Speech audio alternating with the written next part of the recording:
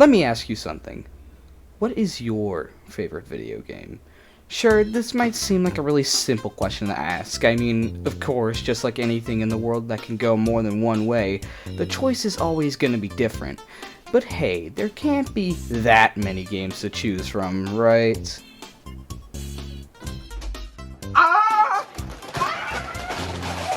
Sometimes I wonder, why do I even ask? Okay, there might be a slim chance that there could just be a lot of games to choose from. So to get a decisive number of just how many games there actually are, I did a quick few Google searches and picked apart the most viable sources I can find.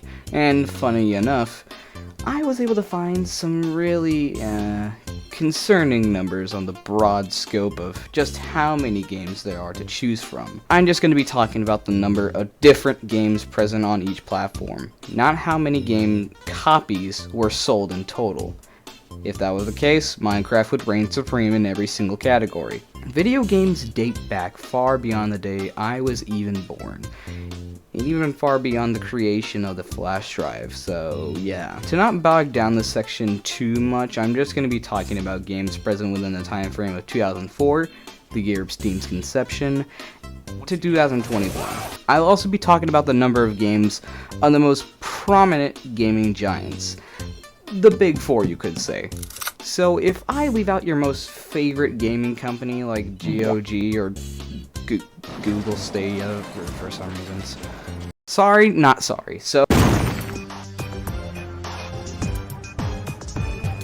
just in case the bit from earlier wasn't anything to go by, Steam has about a little over 60,000 different games. 60,313 to be exact. Look, I get PC gaming has always been superior compared to console gaming when it comes to the sheer abundance in games, varying from good to being absolutely abysmal. But I have a good feeling that when making this conglomerate that would skyrocket the PC gaming world, Valve was gravely misinformed on what the word stop means.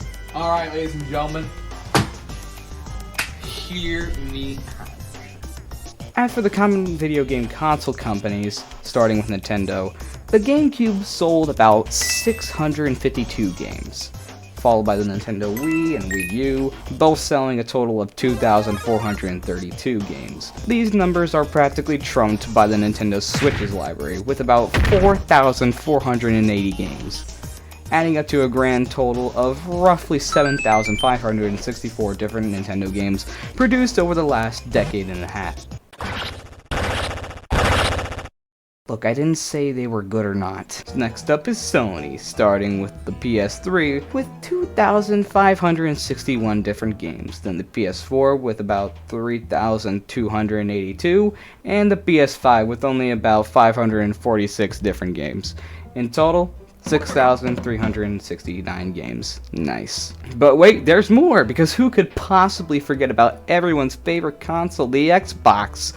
Yes, the gentleman's console. Xbox the First contains about 996 games.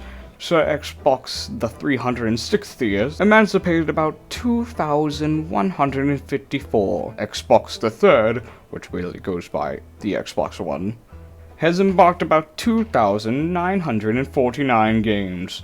And finally, Sir Xbox Series X with only 387 games, delivering us a grand total of 6,486 different games. Delightful. With all of this in mind, we can get a decisive number as to how many games we really have at our fingertips in this exact time period, which adds up to a grand total of, drumroll please, 80,732 different games across these four platforms. Ha!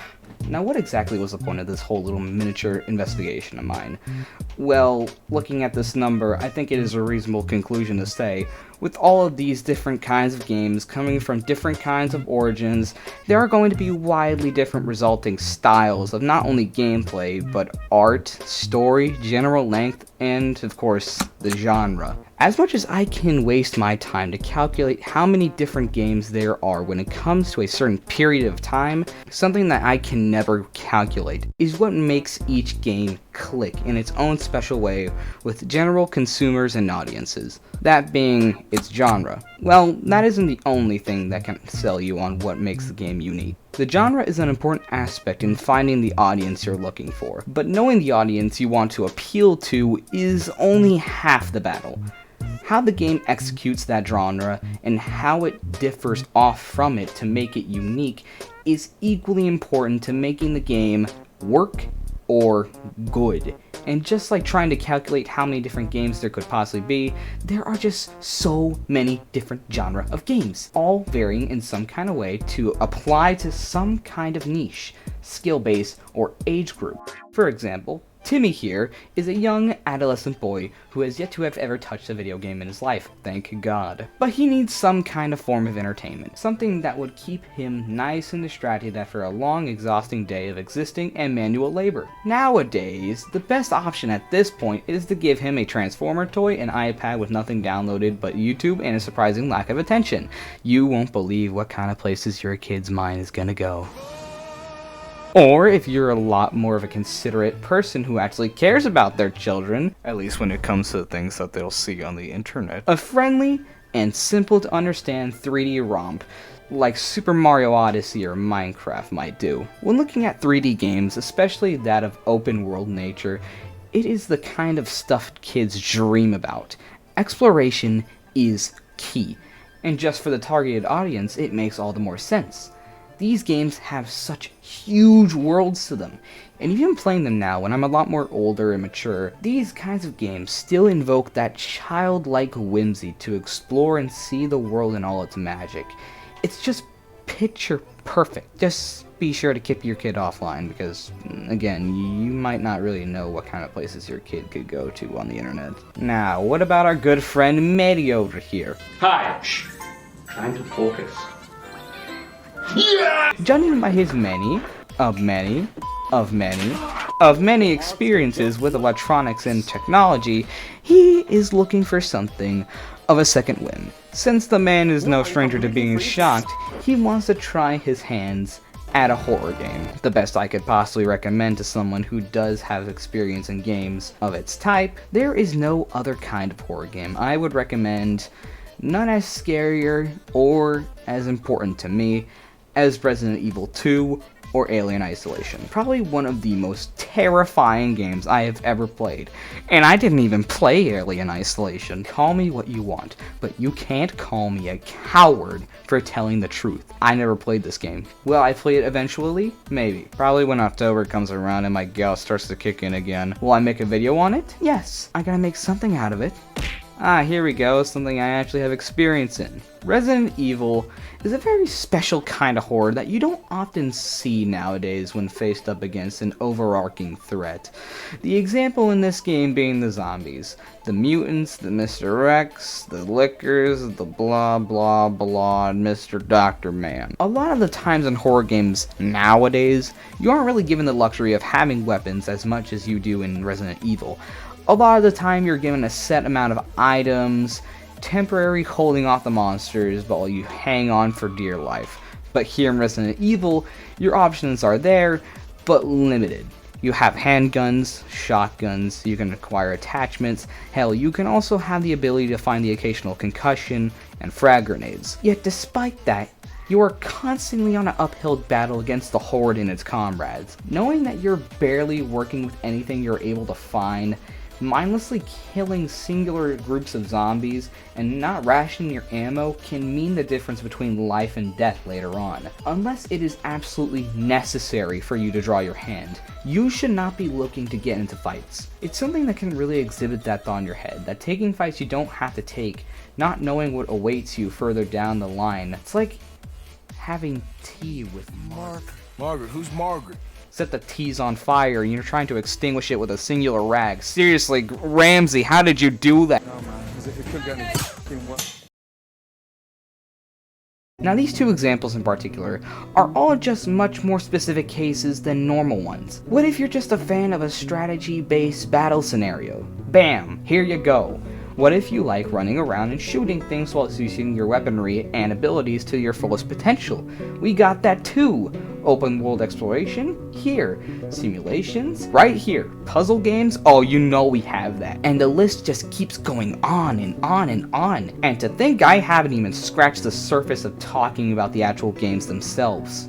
At all. The point I'm trying to get to is, there are a lot of different kinds of games out there to try and experience, all with different teams of hard-working developers, artists, musicians, and other creators who are willing to put their blood, sweat, and tears into making the best games they can, giving us all kinds of entertaining, intriguing, and investing series to get into. But the question still remains unanswered in my mind.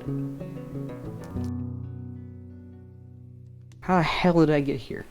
The year is 2010. Looking back on the years gone by, it makes me realize how simple the days were. I didn't even know what the hell a Nintendo was when I was 5 years old. Then again, I didn't even know how to spell Nintendo, let alone my two favorite words at that time, like beginning or aneurysm. The point is, I didn't necessarily grow up straight into hardcore rip your sack off kind of games. But the very first gaming experience I have ever had was with one of the most cherished and most beloved consoles I own. That being... You know what? No, I'm just gonna play the intro so you can figure it out for yourselves.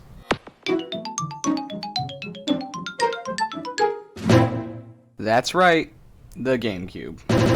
I can mostly recall it by memory. I was visiting a family member's house for some kind of reunion, and my uncle, who I will only distinguish as Michael, sat me down and he let me play on his GameCube. For about an hour and a half, I was able to indulge in something that I can only call a distant memory collection of games. Mario Kart Double Dash, Super Mario Sunshine, Mario Party, Legend of Zelda Wind Waker, even some licensed games of IPs that I recognize from TV, like SpongeBob Battle for Bikini Bottom and the movie game, Open Season, Finding Nemo, and who could forget LEGO Star Wars 2, the original trilogy? Who can forget? What's strange about this is, I very vividly remember seeing and playing some of these games prior to this, but this family reunion was when I properly got introduced to video games, to the point where I mostly understand what was happening on screen. Over the course of the next couple of months after that family reunion, I would constantly beg my parents to visit my Uncle Michael's house, for no other good reason other than to play on his GameCube. But to think that there was more than just one console, that was not a real thought I had in my childish mind. The Nintendo Wii, everyone's favorite and one of Nintendo's best-selling consoles of all of the company's history. Step aside, Mickey Mouse, this is where the magic really happens. Wii Sports, New Super Mario Bros. Wii, Super Mario Galaxy, Twilight Princess, and the two cherries on top of it all, LEGO Star Wars, The Complete Saga, and LEGO Indiana Jones, The Original Adventures. Yeah, the LEGO games are pretty much the only ones I could easily wrap my head around at the time. One notable experience I do vividly remember at this time was that it was getting really dark one day. I was getting super tired and I couldn't even think about anything aside from going home and hitting the hay. But my uncle Michael had other ideas. For the last game he wanted me to play, he sat me down, he turned off the lights to the room, and then he just left. So I just booted up the console. And as soon as I heard the very first iota of sound come from that screen, oh, I knew I was going to be scared shitless. Nintendo.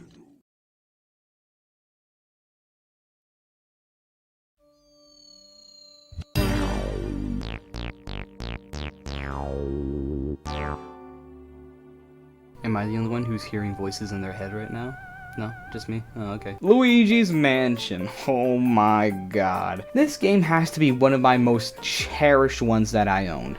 Not for the reasons you might think. It's far from the best game I have ever played, but it is one of the first games I can safely say made me change my pants faster than I ever had to change my pants before. Is he crap? I don't really have that much time to gush about this game for hours right now, but if I could, I would without a doubt. The best way I can sum it all up is that it is a fun, short, spooky adventure with satisfying gameplay, great puzzles, amazing design, and cool looking land.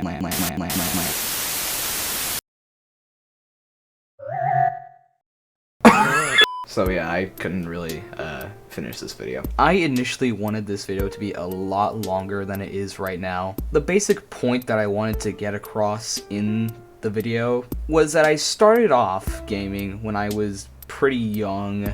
I basically started playing all the Nintendo games, licensed games, games that were made for kids, but after like a certain time, that wasn't really all that long ago when I was playing kids games, I started playing a lot more violent and mature games like Five Nights at Freddy's and Call of Duty. I even remember playing some of the older GTA games like San Andreas and GTA 3. Which is kind of why I wanted to make the video in the first place. Like, I just found it incredibly strange why someone so young is able to enjoy different kinds of games coming from different kinds of origins all at the same time. But I just kind of just gotten tired of working on this video. After about like 4 months in production, I've kind of just been leaving this video in the back burner as of recently, and every single time I tried binging this video and trying to like finish it for you know, future projects I had lined up after this video was complete, I couldn't really get the chance to fully engross myself in the video and kind of respect for what it is. I still stand by a lot of what I've said about the games and what makes them good, bad, blah blah blah, you get the point. There are just certain segments in the video that I just kind of feel went a bit too personal on certain subjects that happened in my childhood that I'm just not too confident about sharing with the public. So yeah, I'm just gonna end it off here. Me and my friend Neon worked on a lot of IRL skits for this video, and well, I had to put it somewhere, am I right? So yeah, enjoy these short little skit sections. We really need you to, please. Please. I think we're ready for this. Okay, I think we're ready. Oh my god, I need You're ready. I need to mentally prepare, hold up. Take your glasses. Oh.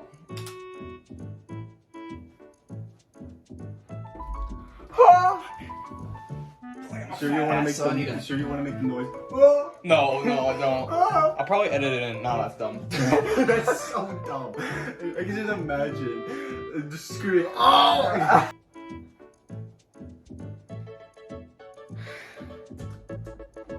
I'm sorry. Wait. Okay, hold on. I need to like get something to prepare myself. I need a piss. I was thinking he could do it as a celebratory piss, but like, you know, he's not even doing that. He's not even doing that. He's taking a piss before he does it. It's kind of weird. Oh, right. Okay, ready? Yep. Oh shit. I wonder how that looks. Honestly, I wonder too. You want to take an extra take just in case?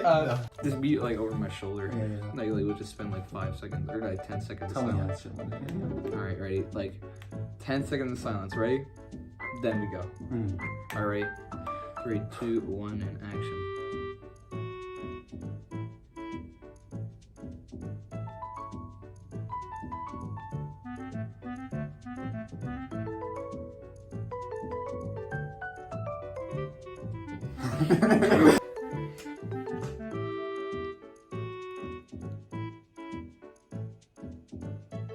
Okay, that's good. Actually, I need water too.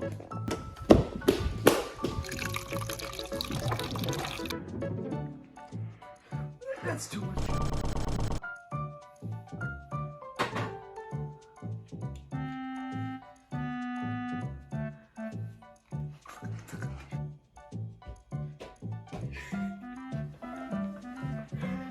That's huge. I know. Way bigger than I thought it was gonna be. I did too. I didn't think it would be this big. It's comically large. Comically large eye drops.